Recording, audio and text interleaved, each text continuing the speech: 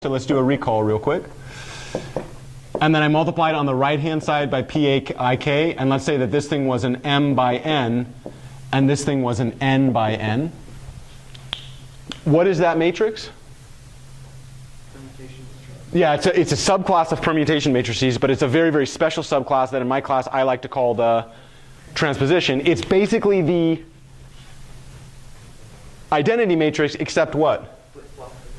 Yeah, flipped rows, or excuse me, not row, yeah, I guess row, or in this case you can think about it as column. Why doesn't it matter? It's square and symmetric, right? Flopping rows is the same thing as flopping columns, right? I guess one question that I would have for you, what would happen if I multiplied A on the right by the identity matrix? It would just be A. Why? Yeah, so let's think about this for a second. Let's construct it by column. How would I know that I'm going to do it by column? Yep. So now if I look at A times IN, so what is that? That's A times the kth column of IN. Anybody know what the kth column of IN is? Yeah, it's literally the matrix that has, or the vector that has all zeros except in the kth entry, right? Now if we think about that thing, here I'm going to have the first column of A.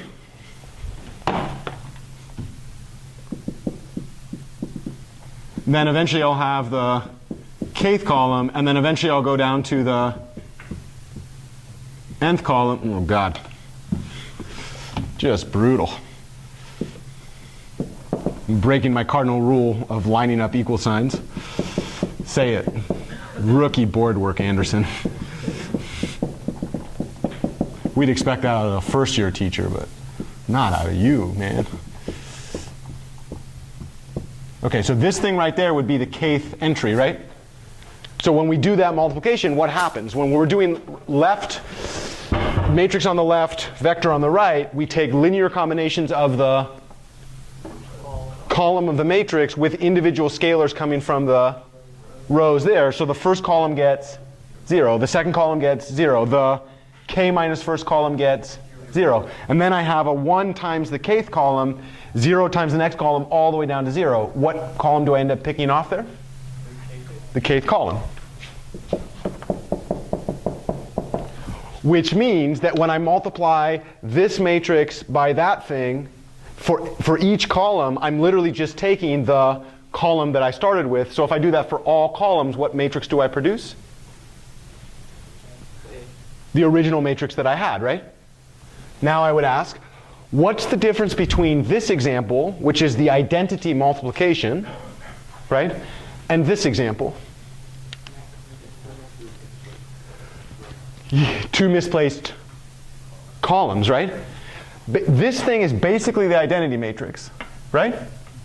So it has everything that this one does, except in column I have a copy of column K, and in column K, I have a copy of column I, which means when I multiply this on the right, what do? Yeah, this literally is a matrix formed from A with columns I and K swapped. Right? So if I want to swap columns, what do? Multiply on the right by the corresponding columns that I want to swap, right?